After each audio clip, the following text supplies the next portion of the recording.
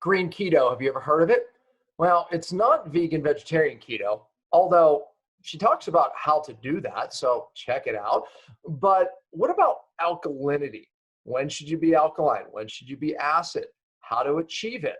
Well, this is a great interview because we talk about the aspect of alkalinity on how that affects your hormones, inability to perhaps get into ketosis, burn fat, and how she transformed her life as a general surgeon with green keto.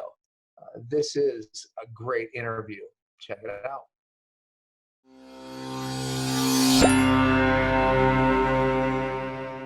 Hello, everyone. Welcome to Cellular Healing TV. I'm Ashley Smith, and today we welcome back the girlfriend doctor, Dr. Anna Cabeca. You may remember her from episode 262. And Dr. Anna is here to discuss her Keto Green Way, which focuses on ketogenic eating paired with an alkaline diet and intermittent fasting. Her Keto Green method naturally manages your body's most important hormones, and if followed properly, will help address and correct the symptoms and side effects that come along with imbalanced hormones. I can't wait to get started, so let's welcome Dr. Anna Cabeca and Dr. Papa to the show. Welcome, both of you. Thanks for having me. Yeah, you're back, so you do something right when you get back on Cell TV. But no, this is a big topic. I mean, that's why, right? I mean, one of the big myths is, women struggle in keto. I've even heard women shouldn't do keto. I've heard women shouldn't fast. And yet you're saying it's part of the answer for the hormone problems. Exactly, it's essential. Yeah, we have to bring some more things. One of the things you do so well too is you really, make things very, very simple. And, that's what you've done, and your new book coming out does the same thing. So thank you for that. And you and I talk about a lot of the same strategies for women, and we both say the same thing. These strategies are more important even for women than men. However, they work for men too, to take it to a whole nother level of effectiveness. So anyways, let's dig right in, right? Give us your story first, in case people hadn't watched the first one. How did you get into this? Yeah, the trials and tribulations for sure, right? Yeah. I think just definitely a long road. And I was 39 years old, and I was trained, I would say, at one of the best institutions in the nation at Emory University in gynecology and obstetrics, a hormone expert. And yet at 39, I was struggling with early menopause and infertility. And I'd failed the highest doses of infertility meds, and I was told the only way that I'd ever be able to have another child was egg donation, which wasn't an option for us at the time. And so that, here I was, helping so many others get pregnant, work on hormones, dialing it in, and my doctor's bag was empty. That, was devastation amidst devastation for me. And it took me on a journey around the world, learning from indigenous healers, from Native American shaman to Andean philosophers to a Brazilian medicine man and an Indonesian healer, as well as some of the world's most leading, scientists and physicians. So as a result, I reversed the diagnosis of early menopause and infertility, conceived naturally a beautiful, healthy girl at age 41. And so now I'm 53 with a 12-year-old, and it's been a journey. Yeah, no. So what about the keto? I mean, how is that part of that journey? Well, that's when, definitely worked on the first part, the first leg, and certainly carb restriction, right? That component. And that worked really well, especially, again, focusing on alkalinizing, detoxifying, hormone balancing food. And when I hit 48, I cycled back. I was starting to cycle back down. Here I was at that point, a single mom, struggling, one daughter in the wee early years of elementary school, one in middle school, and another daughter in high school. And let me tell you, at 48, the brain fog was hitting, the memory loss. I was really stressed, and a sole provider for my family, and struggling with burnout from work, from my practice. And I experience what so many of our patients come in and complain about. They come in and say, Dr. Anna, I'm gaining 5, 10, 20 pounds, and I'm not doing anything different. And, Dan, I know you're more sympathetic than me. I was like, really, you're not, thinking in my head, like, really, how is that Gluttons, possible? just lazy. They're not exercising enough, and they're gluttons, right? I mean, that's Right. Oh, I bet if I look in her purse, there's a Snickers bar and I'm going to share it with her. No, I was like, what's the situation? But then it happened to me, 20 pounds overnight without doing anything different. And at one point, I'd been well over 240 pounds, always had struggled with my weight and kept it off for nearly a decade. So without doing anything different, gained that 20 pounds overnight. And so that's where keto came in. I totally restricted carbs. For anyone listening that lost a significant amount of weight, and the scale starts creeping up and you're like, oh my God, for me, it won't stop till I'm 300 pounds because it doesn't make sense. And so I've really restricted carbs, but I experienced what I call keto crazy. So not keto flu, that wasn't part of it. It was keto crazy. I was more irritable, more on edge. I was reactive. So I reacted instead of responded. And that was, I needed to understand like what's happening to my neurotransmitters this way, because with my first book, The Hormone Fix, this is where I really say it takes more than hormones to fix our hormones, because my reproductive hormones were dialed in, but there's more to it. And as I looked into the what was happening to my body, and with this keto approach, I recognized I was really acidic. So checking urine pH was a aha moment for me, as I saw, we're homeschooling, as I saw, I was so acidic on urine pH testing, and that was an aha moment. I recognized, no wonder I feel out of sorts. No wonder I feel more irritated. No wonder, right? And so then I just started the low carbohydrate alkalinizers, the cruciferous vegetables for hormone balance and detoxification. And with that, checking my urine pH every time I went to the bathroom, I recognized that the mornings I walked on the beach or I did my gratitude journaling, I was more alkaline all day. So hence it's not just about what we eat, it's about maybe who we're eating with or when we're eating, and and also what we ate. So all those things kind of So, I mean, tell us, I know you discussed this in your book, but tell us a little bit more about, I mean, when does someone measure their pH, right? And look, I work with very toxic people, and I could have them eat, just veggies all day long, and they're still acid because of toxins. How does that play in as well? Because diet and toxins play a role. But first, start with how you measure it. What do you look for? Yeah, so very simple measuring urine pH. I always tell clients it's not about blood pH. When we're talking blood pH, we're actually talking arterial blood gas pH, arterial blood pH. And when we are measuring that, it is so finely controlled, right? Our body keeps it so finely controlled.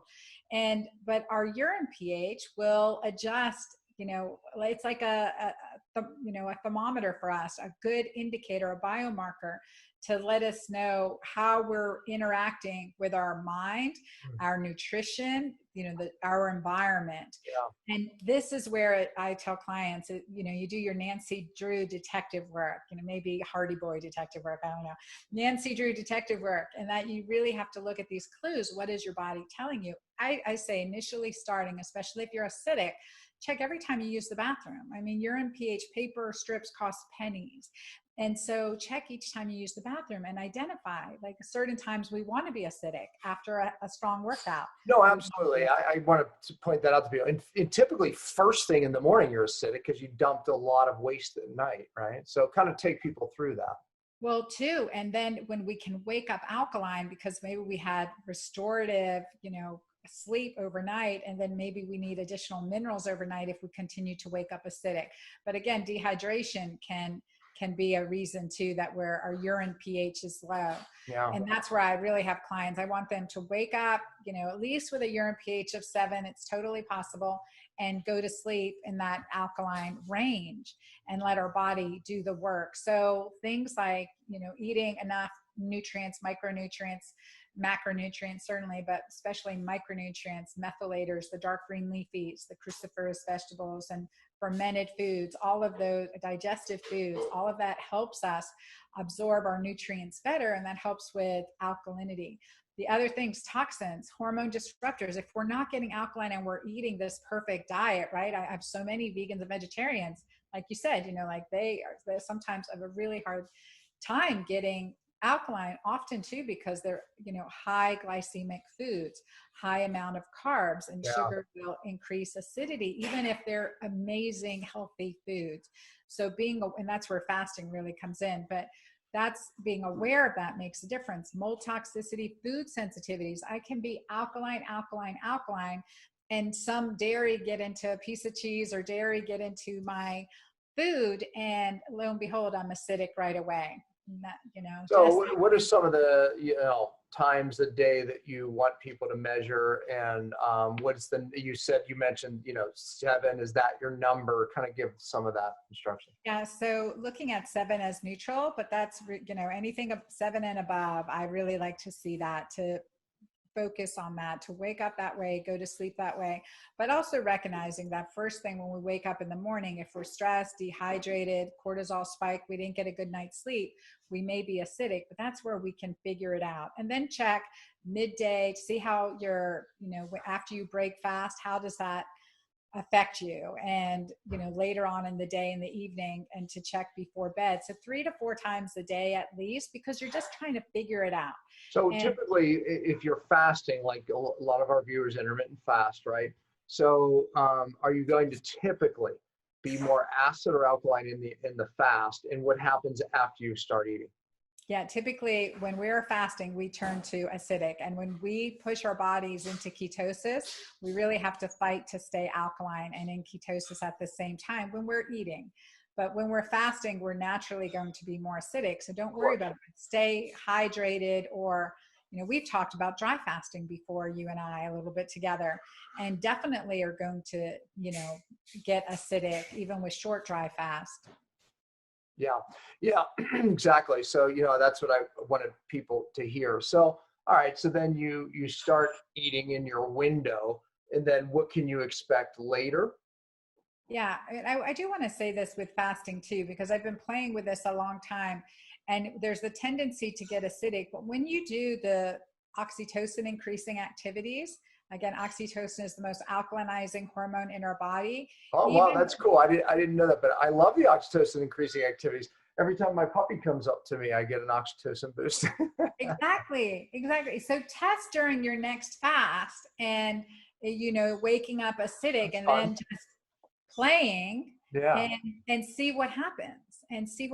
Laughter, watching a good movie, I can list 100 to suggest.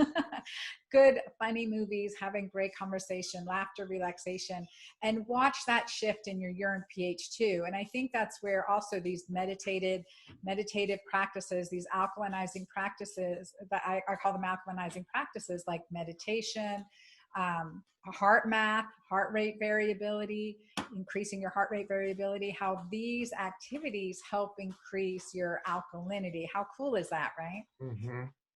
So, I mean, I've had many doctors say, hey, being alkaline, stuck in alkalinities all the time. And I know Dr. Savory talks about that as one of the signs of certain cancers too. So, how do we find this balance?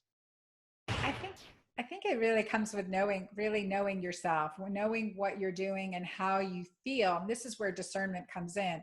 Just like anything, there's the what gets measured gets managed. So mostly it's the opposite. And if we have, for whatever reason, some physiologic defect that we're, super alkalinized, which that's a rarity, right? Yeah, that's kind of like this weird end stage thing that can happen, and it's a very odd thing, I mean, so you see these oddities on either end, so. Yeah. But mostly what we see and what we know from the research with more of an alkaline urine pH of 7 or better, the higher the urine pH, the decreased risk of diabetes, hypertension, cancer, osteoporosis, and any of the inflammatory symptoms. So it's a nice detective marker to help us figure out, okay, what am I doing right? What am I doing wrong? I had a patient recently, 67-year-old woman, and she's been working with me in my online programs, Magic Menopause, for a couple years now. And so at the onset of quarantine, she had an appointment with me, and she goes, "Dr. Ann, I've been so stressed." She goes, I've been doing everything right. I've been alkaline for, a year now, and, really monitoring that, and everything I've eaten, et cetera, just hasn't shifted my urine pH. I'm still acidic. She goes, "But I had I've been isolated with my husband of 40 years, and we don't know who's going to, what's going to kill us, coronavirus or each other." But she said, Probably each other. exactly. And so she said, I'm missing my daughter and my grandson. I hadn't been able to see him. So that was an added stress. And she said, well, he turned 2 the other day, and my daughter set up this, a Skype call with my grandson to celebrate his birthday. And I could see him eat his cake and open the present I sent him. And I just laughed for an hour, she said. And she goes, "Dr. Ann, I couldn't wait. The next time I used the bathroom, I had to check my urine pH, and it was a beautiful alkaline at that point." Power of oxytocin. Oxytocin. Yeah, that's cool. I really, I don't think I've heard that before, and it makes total sense. All right, in your book, you talk about the critical window of opportunity theory. What is it, and what does it mean? Well, I definitely believe, in this time, and this is why getting keto fasting, getting keto green, keto alkaline is critical for women in this perimenopause and beyond stage, because we enter this period of neuroendocrine vulnerability. This is, again, through my experience where I learned and had to find the research. And there is looking at, why was I experiencing the brain fog? And I talk about the 13 hormones of weight gain, certainly, but the brain fog, the memory loss, and that's pretty scary when you rely on your memory for everything, right? And so and I was certainly troubled by that. And what happens is during this period of neuroendocrine vulnerability, and it looks like between the ages of 35 to 55, it's this perimenopausal window, that there is a steep decline in the brain's ability to use glucose for fuel. And this was such an aha moment for me. Why, when I went keto green, keto alkaline, I had this clarity. I had this, the brain fog lifted, my memory improved dramatically. And I just felt this, I call it energized enlightenment, getting into ketosis and getting alkaline at the same time. That's my energized enlightenment formula. And so here in that window, our brain's actually starving for fuel, because gluconeogenesis in the brain is an estrogen dependent phenomenon. Now, what happens? My patients come into the gynecologist, come in to see me because of anxiety, PMS, irritability, difficulty sleeping, irregular menstrual cycles, breakthrough bleeding, heavier than normal periods. So we are, the standard medical approach is, here's the birth control pill, here's the SSRI, Prozac, Celexa, Zoloft. And well, if that's not working, here's the hysterectomy. When the patient comes back and says, I'm still having issues, here's the referral to the psychiatrist and divorce attorney. So it's sad, but when we can shift, and this is what I recognize in my practice. I mean, I'm a surgeon by training. When I understood what happened to me and healing these physiologic changes, I went from doing 2 to 3, empowering, I'm going to say not me healing, empowering my patient to heal her physiology. I went from needing to do 2 to 3 surgeries per week to 2 to 3 major surgeries per year. That's how powerful our body can regenerate. So I say the uterus is a victim of hormonal imbalance and inflammation. Wow. But this neuroendocrine time, and they're talking about also estrogen dependent, but the decline, when we look at the graph of glucose utilization in the brain, it really follows the progesterone decline. Of course, progesterone is the precursor to cortisol, to our sex steroids. And progesterone is neuroprotective. We know it is. So this is why it adds this vulnerable time period. We lose this protective layer of progesterone, and we can have emotional swings. Not everyone, but it is significant. These neuroendocrine symptoms are significant, especially for those of us who have had PTSD and or adverse childhood experiences. Wow. Yeah, well said. All right, let's back up a second. Keto Green, it's back there. There's the book. We'll put the link, of course. So But what does that actually mean? So you and I both used it now, and we related. So what does it actually mean? And what are the tenets of Keto Green? Obviously you give those in the book. Yes, yes, definitely. So like the concept for me of keto is getting into ketosis so that we're using fat for fuel, and whether ideally our fat and certainly healthy fats from our diet, but through intermittent fasting, really that's where we really shine in this area to enable for women. That's essential to really optimize getting into ketosis. And the green part really was keto alkaline. Now termed keto green, but that alkalinity component, that green component, is certainly the dark green leafies, the alkalinizing vegetables, detoxifiers for our hormones, and that support for our gut microbiome. Everything is significantly formulated for a reason, combined for a reason, but also to check not just what we eat. And Dan, you know this, the scientific studies show that 93% of diets fail. And we know they fail because it's not just about what we eat. So more of the keto green aspects are those lifestyle things. It's the jet planes. It's the the lifestyle things. So the intermittent fasting, no more snacking, exercising, that insulin sensitivity. All of that, to your point, now we're bringing it full circle, helps the alkalinity, naturally, right? Helps your body find that balance naturally, the oxytocin, all those, things. So the green part is, hey, it's not just high fat, it's not just low carb. Here's the specific greens to focus on, and it helps you more of what that alkalinity balance, which helps the hormones, that in general. Because some people may read it and think, oh, it is a vegetarian keto or a vegan keto, but not necessarily. Exactly. It's an omnivore, 16-day omnivore keto plan. There's also a 16-day keto green vegan vegetarian plan. So I always have to explain that to people. It's like keto can be vegetarian, it can be vegan if you wanted it to be. It does. People think it's a high protein meat thing. It's not paleo. It's not Atkins. There's a little bit of difference here. So yes. Yeah. And again, there's the green component, not just about what we eat, but it's also those lifestyle factors. And that I think it's huge. Yeah. Huge. And your book differentiates from other, keto books in that you're talking about these other lifestyle factors that are really transformative. All right. So you mentioned intermittent fasting. That's kind of a lifestyle thing. It's, timing. You and I, we all do this. I've done it for years. What is your eating window that you like, and do you like to change it per person? What's some of your theory here and suggestions? Yeah, so it is, I think, that whole concept of metabolic flexibility. Play with what works best for you, but it may work best right now, but may not. We have to change things up. I love it. Yeah, you and I are on the same page with that. Yeah.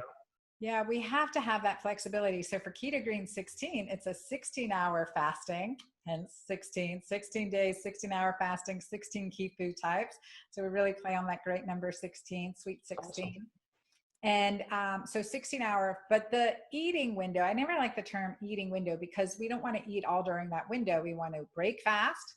We want to take at least 3 to 4 to 5 hours in between and then eat again.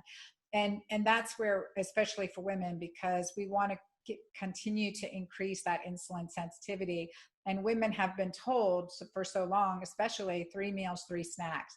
And while that may be great for an Olympic athlete, especially a male Olympic athlete, it is not good for the menopausal female. We get more insulin resistant as a result. So breaking that habit of needing to snack is honestly liberating. So yeah.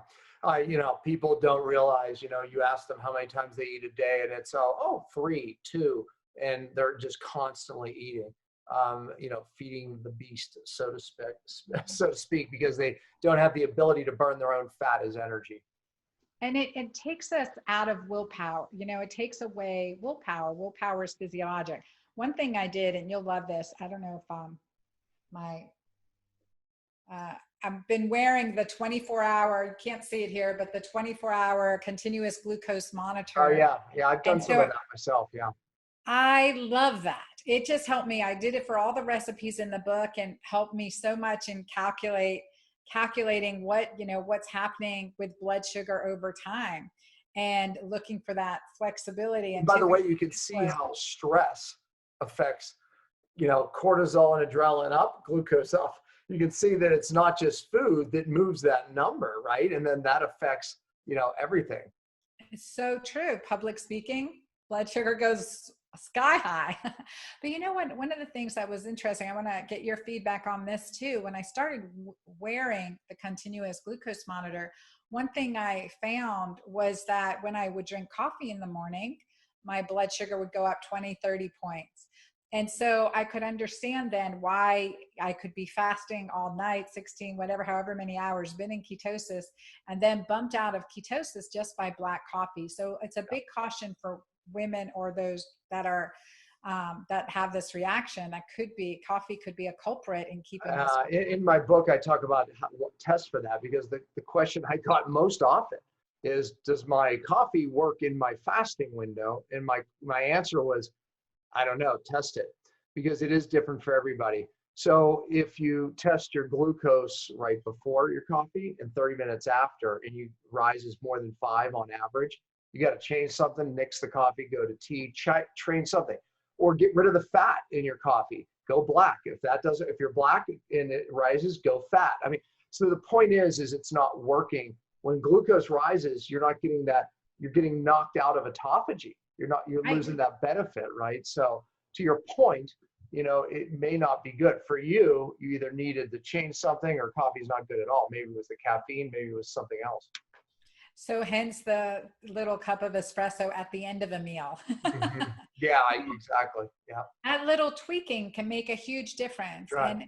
And again, is it a food sensitivity? Is it something that could be causing your body, kicking you out of autophagy, and how that can make a difference? But it's also fun to experiment, getting up, doing a meditative practice, and then having coffee. Still had a spike, but not as high of a spike. Interesting. Very yeah, and I know in your book you talk about prayer, which, I'm a big fan. What have you found? Okay, you pray before a meal. Does it really make a difference?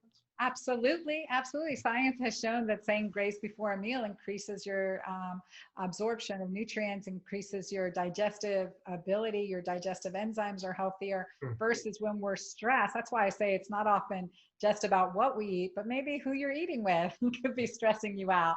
Yeah.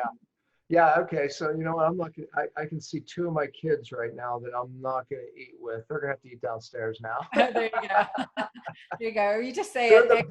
they're the bickerers, right? They do.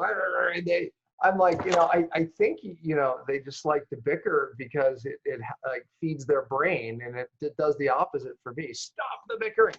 Anyways, yeah. So, all right, what about hair loss? One of the big questions I get is, I got into keto. I started getting hair loss. I started intermittent fasting. I started getting hair loss. Talk about that. Yeah, yeah. And this is something that I had dealt with personally early on, post-traumatically. A significant amount of hair loss. I had hair loss all the way to here and always had long hair. And then it was just like, tremendous hair loss. Sometimes when I lecture, I share those pictures very humbly. And recognizing that often clients would come in fearful, right? Here's the hair that was in the drain. Bring it into me. Look at all this hair loss. I know this is, an issue. And it's devastating for many of us when we start to experience this, and it doesn't have to be this way. And often we do the thyroid workup, and we're like, okay, well, your thyroid, not just normal, it's optimal. And that's how it was for me too. Mm-hmm. But stress-induced hair loss is a really biggie. And I think that's one of the components with getting into ketosis that, if we're not doing it right, if we're not balancing cortisol, we can increase cortisol. Cortisol increases testosterone to dihydrotestosterone conversion via 5-alpha reductase enzyme. And so we can block that conversion. Well, first, let's manage cortisol, right? Let's get that oxytocin up and going. But we can also block that enzyme conversion by zinc. For instance, zinc, 50, 60 milligrams of zinc a day can be that, thyroid dialed in. But again, cortisol too long is going to affect your thyroid too. but that, just to understand what's causing that hair loss. And the other thing is, again, not having enough micronutrients on board. So my clients who are checking their alkaline urine pH and they are getting alkaline will have an improvement, not just in a decrease in hair loss, but improvement in hair quality and luster and volume. Yeah, great. That's awesome. Well said.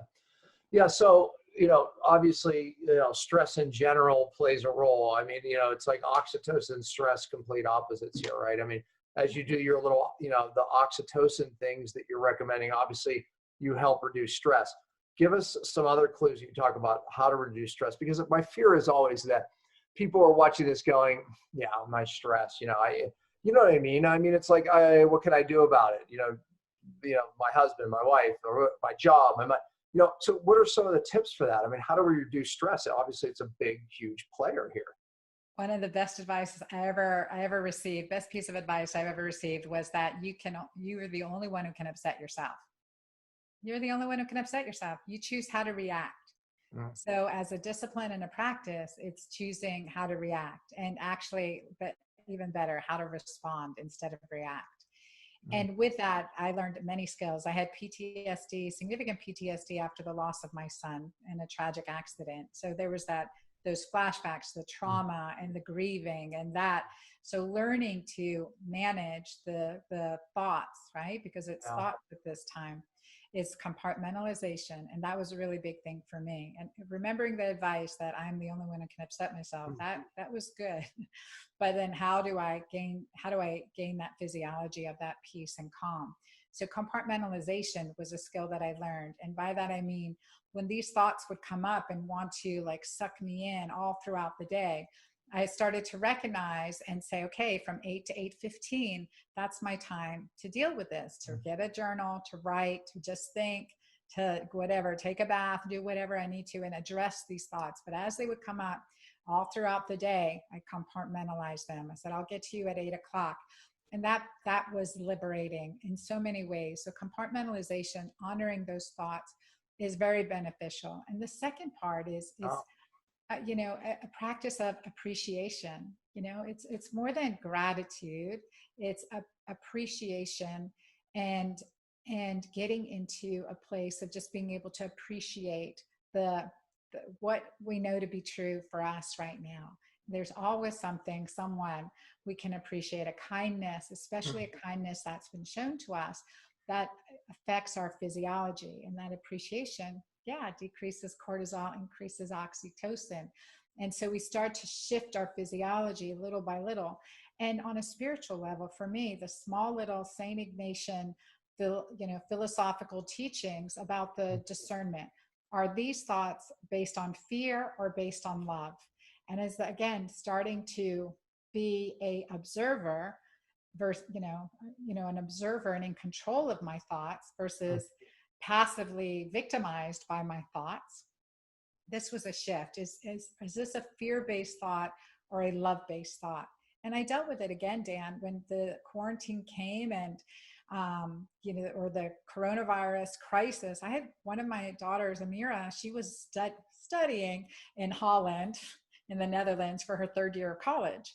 And I was thinking, oh my gosh, how am I going to get her? They're closing the airports. What's happening?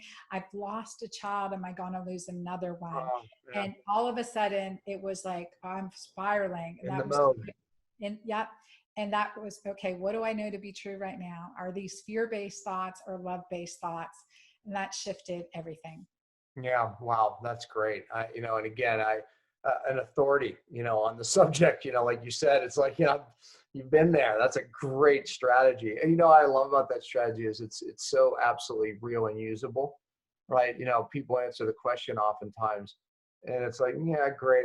But then no one can actually do that. That's so easy to implement and it's so effective, right? We can only upset ourselves, and that categorizing that and asking that simple question, where's it coming from, right? It's like, man, I mean, if we just made that a habit every time, how much better would we be? We'd take years off our life.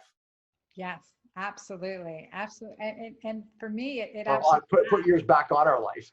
Did I flip that? I'm dyslexic, Yeah. by the way. I flip everything. And my brain just automatically flips it. It's my odd view of the world. I'm agreeing. But you know why? Because your brain probably heard it correctly. Exactly. I flipped it right back. Exactly true. You know, one of the things that people struggle with is getting the greens in, right? So, you know, admittedly, right, I prefer fats, I do, than vegetables, right? So smoothies are a way for me. My wife, on the other hand, exact opposite. You can watch what we eat on the plate, right? I'll go right for the fatty meat. She goes right for the green vegetable, okay? My green vegetables, last thing off my plate, you know, I just eat it. So, you know, absolute opposites, right? So she cracks up at me because I love to put my greens in a blender. This is what I do, you know. So I just prefer. You have the keto green smoothie, and you say, if you started, you know, this being your first meal, you know, start. I don't want to say start your day with it necessarily, but your first Right meal. fast. You know, talk about it. I know the whole ingredients are in your book. Oh yeah. You know, and I love that concept of, like, you know, the sneaky chef, like you're having to sneak greens into you some way or another. And I think about that for kids. I was interviewed on a TV show earlier today for the news station locally. And they were saying, well, how do you get your kids to eat greens and stuff? Well, what if they don't? It's like, you know, you blend them into the spaghetti sauce. You make awesome smoothies. My daughter didn't know that she thought she was getting strawberry smoothies. A thin slice of beet into her green smoothies made it look like a strawberry smoothie for the longest time. And so, you know, and I was making a smoothie for the show that I was on. So, you know, just sharing what greens you have, you know, just like a Hey, hand. what's in the bowl? Yeah, so I got good stuff. So I've got some spinach and arugula, you know, but whatever greens you have in the fridge. And that amount is something you'd add to the smoothie? Yeah, that's perfect. That's perfect. So like it was ice, and there's a slice of ginger in here. Ginger is such a good digestive food. Yeah. It's important for digestion. So yeah, we just like slip those in there. Do this with getting it all over the place. So amazing ginger. You use like half an avocado, or a quarter to a half avocado, healthy fats, or MCT oil or full fat coconut. All right. So you're getting some good quality fats. Fat, fiber, ginger, and then good quality protein. So you could use nuts or seeds or keto green protein powder and add extra greens if you want. But so that's just easy. That's perfect. So you want fat, fiber, and protein. Fiber, and protein. And so important, especially for women, that fiber with the fat, so that our blood sugar stays stable. So they're not getting that peak and valley that's going to create cravings and hunger and a decrease in willpower. You know, and I love that for my first meal, because it's quick. You know, I'm busy in the day. That's why it's easy. It's easier for me not to eat all day than to eat. But, you know, oftentimes when I'm, you know, purposely eating, boom, I'm in and out with it, right? It's like, so I love that. You know, it makes it so much easier. Then dinner time, I can sit down with the family and, you know, have a little bit larger, slower meal. How often are you fasting now? What have you eased into? Well, I mean, it depends on what kind of fasting, right? So, I mean, if I do 4 longer fasts, 5-day fasts a year, but I would say 2 are partial fast, 2 are pure water. And, you know, that's an average. And then, you know, probably a week, I probably get 2 or 3 days where I just eat one meal, you know, and it's never planned. I have busy days, and it's just easier for me, you know, honestly, just, you know, not to eat, and, you know, so it just happens. But I also pick at least 1, maybe 2 days where I feast. I purposely eat more. And honestly, the feast days for me are oftentimes more important. You know, obviously, you know, keeping it healthy, but I just, you know, I mix it up like that, and it's magic for me. And again, Saturday is typically that day. I'll get up, I'll eat earlier, and then I'll have another, you know, meal, or I'll just do 2 meals of more carbohydrates. Maybe I'll even do high protein days. So I mix it up a lot like that. I think that's exactly I mean, it's so necessary, that metabolic flexibility. It's Yeah. absolutely so necessary. Yeah, I, you have to keep the body guessing, you know. I mean, the big mistake that, you know, I know you see it too, is people, oh, low carb works, and then they get low carb, and then the body thinks it's starving, wants to hold on to fat, you know, and you can, you know, really screw the metabolic flexibility up. You know, you have to fool the body, you know. So, and you talk about that. yeah.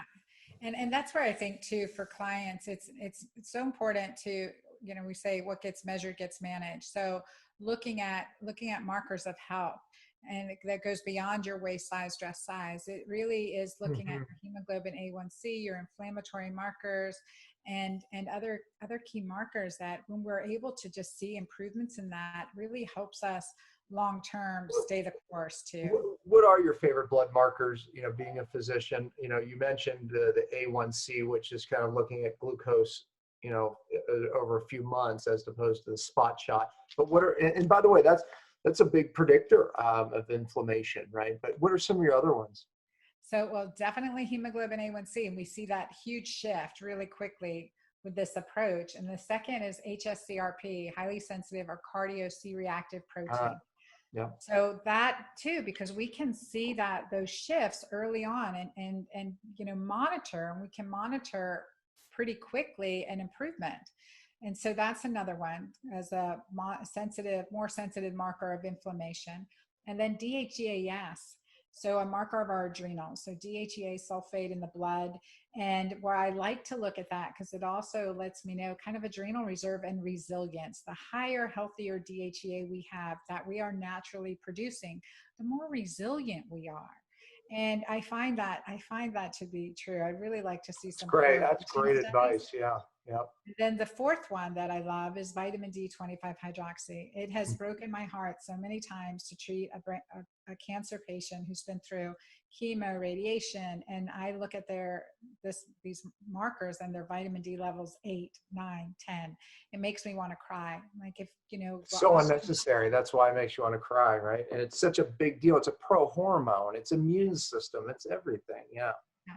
So even just those four markers, I think that if we can just follow those four markers and watch those improvements, and we can see it quickly. We don't, in hemoglobin A1C, it's a myth that we have to wait 2 months. I mean, we've seen improvements in 1 month with the hemoglobin A1C, like from 6 to 5.4. I mean, just tremendous improvements when we make these shifts. And that, for, you know, for so many, especially for me, I mean, my hemoglobin A1C at one time over a decade ago was 5.7. It's 4.8 now. I'm 53 with a 12-year. Actually, we had seven females in this house right now. So, and that's pretty good. That's pretty good. Yeah. That's pretty good. So, all right. Yeah. I mean, by the way, everyone listening, ask your doctor for those. Those are very typical tests. Well, I mean, sometimes they just run the regular CRP, but the highly sensitive one you'd have to ask them for. DHEA wouldn't typically be run, but you know, it's not hard to run. You know, insurance typically would pay for that. The HbA1c, that's easy. I mean, you know, good doctors run that. Wait, which one did I miss? Oh, vitamin D. Vitamin D. That's easy. Yeah. Yeah. Vitamin D. There's the 4. Ask your doctor to run them. So yeah, I mean, I love that. I love those too, by the way. Right. A lot of blood markers, they're too transient, you know, up and down, but those ones, you know, that's great advice. Just general, you know, looking at health.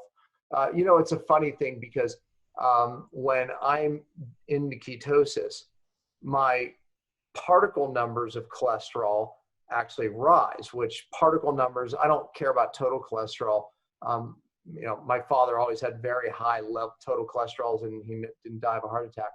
But my particle numbers will rise, which do matter. But all of those numbers that you mentioned get better. It's this odd thing. And evidently I'm 20% of the population that the particle numbers rise in ketosis. But here's the point though, all my inflammatory markers drop, all my glucose numbers drop. So. And are you type A, as far as the particles, you know, particle size? Yeah, and I look at size too. And ironically enough, my small can rise too. Yeah, so it's like I spent hours because I'm an anomaly. What normally happens in ketosis is those go down. The size, you know, get better, you know, all that. But I'm the opposite. But I found out that there is this, group of people who that happens to. But again, my A1C drops, right? All my inflammatories, my CRP drops, right?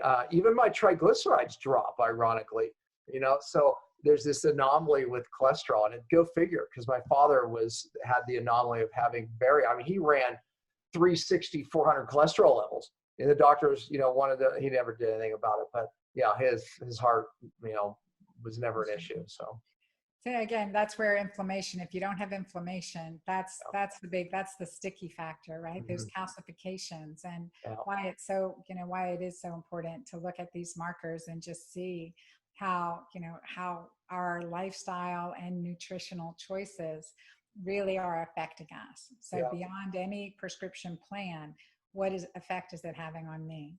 Yeah, yeah, that's awesome. Well, Dr. Ariana, I thank you so much for being on the show again. So it's I love it. I love your approach. Obviously our approaches we reflect one another. So, and I think, hey, I'm going to be on your show evidently coming up. So, yes. Yeah, thank you. Good to be on the Girlfriend Doctor podcast. Yeah, I love it. I love the topics. But hey, get her book, folks. Just an incredible resource of knowledge, especially around this approach, and not just another keto book. We'll say that. So thank you again for being on Cellular Healing TV. Thank you.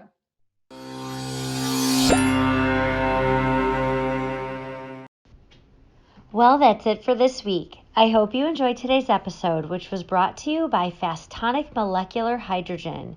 Please check it out at getfastonic.com. We'll be back next week and every Friday at 10 a.m. Eastern. We truly appreciate your support.